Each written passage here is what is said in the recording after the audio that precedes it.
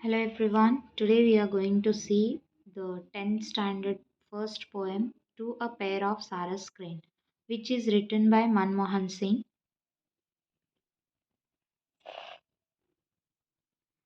Manmohan Singh, an officer of Indian Administrative Service, is a contemporary poet. His poems have been published in number of magazines. This poem is chosen from his book titled Village Poem and also suggested reading in London Town by Mary E. Coleridge. So this is a brief introduction about a poet. Let's see the poem.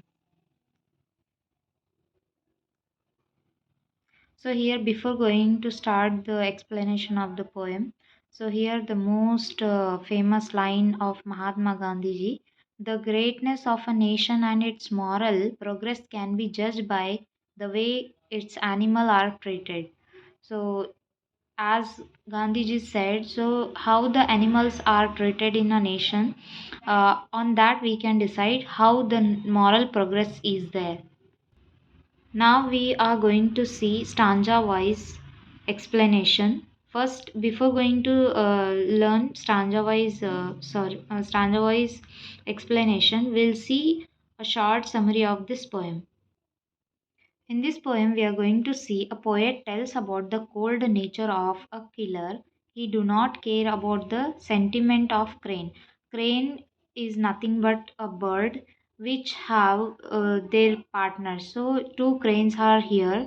So they act heartless toward the pair of cranes. So killer are not seeing anything. They are treating as heartless. A killer shot dead male crane when it was least expected. He did not even give the chance to save himself. He killed the crane when it was enjoying the color of his life. He was just about to begin his day and go out to fly in a beautiful sky. So here the poet want to say that cranes are birds, so they are enjoying their life, but before enjoying a day the shooter killed the male crane. They did not even show respect when he shoot him dead. They carried him by his hand and jaws and threw it in a course is like a washing bag, like he was some dirty, filthy thing. The female crane, witnessing all this, started acting like some insane to express her grief. They did not care about the female crane and carried away her love of life with them.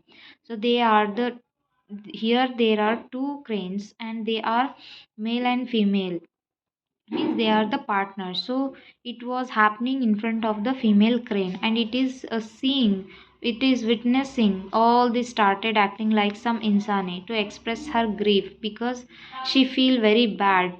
This is about the thing we are going to discuss in this poem. Let's see stanza wise summary.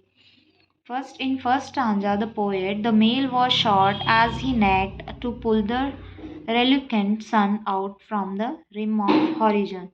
The male crane was shot as he was flying around trying to look at the sunrise while the crane was enjoying his daily life flying about the sky unaware of the danger he was. So here in first stanza we are seeing that the male crane was shot, means it is killed by someone. At that time, before getting killed, it was trying to fly and look here and there and want to enjoy the life, but he was unaware of the danger. Now in second stanza, she flew crying as he was picked up hands and jaws, and the proud neck was humbled to lie like dirty linen in a coarse washing bag.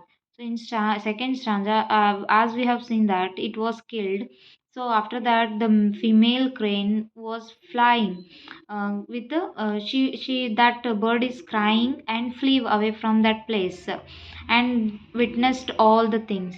The female crane flew crying as her partner was cruelly picked up by the hunter by hands and jaws. They tossed his body into a coarse washing bag as though it were dirty linen. This shows us the cold hearted nature of the hunter. They not only killed an innocent bird but also treated its dead body so harshly. So here the poet wants to tell, first of all they killed the bird and later they are behaving very harshly because simply they are taking like something and throwing in a basket. Now in third stanza she circled the sky 10 in moment of grace over his disgrace end. The killer went away and she returned to the death scene with grief that inscribed its intensity in dots and pits like the Morse code of birds' sorrow transmitted to the air. So, in the third stanza, the female crane circled the sky in the graceful movements over his disgraceful end. Means it is flying in a circle way. She is trying to remain calm even at the sight of the horrific scene that has occurred. Means at that moment it's a very big scene for her because her partner is killed by someone and she trying to calm herself in that situation. The killer went away and she returned to the site of her partner's death. And the killer took that male crane and he went because he was a hunter. He came to hunt birds and he shoot a male crane and taken to took he with him that bird. Now the miss female bird came to the death place. Sadness was written on her in dots and pits like the Morse code of birds. Sorrow transmitted to the air by comparing the bird's sorrow to Morse code. The poet wants to convey its secretive nature. Humans cannot understand this sorrow and continue to hunt birds unaware of how their cruel actions affected them. In fourth stanza, with her beak she kissed a few feathers, picked up ones that wind had not taken away, and sat to hatch the blood stained feathers into a toddling cheek. After that, she kissed a few feathers with her beak and picked the ones that had not been blown away by the wind. She then hatched the blood stained feathers into a toddling cheek. The female crane's action almost feel like a funeral ritual. She is saying her last goodbye to her beloved by weaving his feathers into something. This is a display of their intense love. So here the she went in a sky and she is flying in a circle. Then after that the hunter took that bird, male crane, and she returned to the death place and took some feather in her beak. And it looking like a funeral ritual for last funeral ritual for that bird. In last stanza, a wave of the seas she had never seen came to her from far away and carried her to him. She went away beyond Hume's words, beyond the legends and fable of human.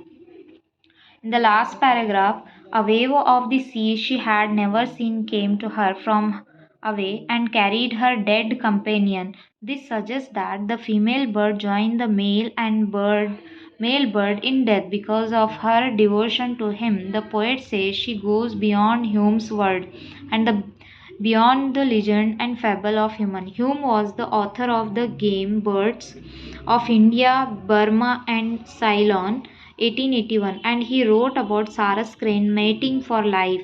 The bird's love is greater and purer than that of humans, so the female bird's death goes beyond that too. So, this is the stanza wise explanation of the poem. And lastly, you can see a brief summary. In this poem, the poet talks about the grief. Grief means pain of a female bird when her male partner has been killed by a hunter. The poet talks of the waves of the sea, which she has never seen, as they signify the waves of death, which are coming to engulf her. Finally, she also dies with a pain of separation. So, this is called the love of Sarus Crane. They love each other and that is very important. They have love and uh, the care of each other so that finally she also dies with pain of separation.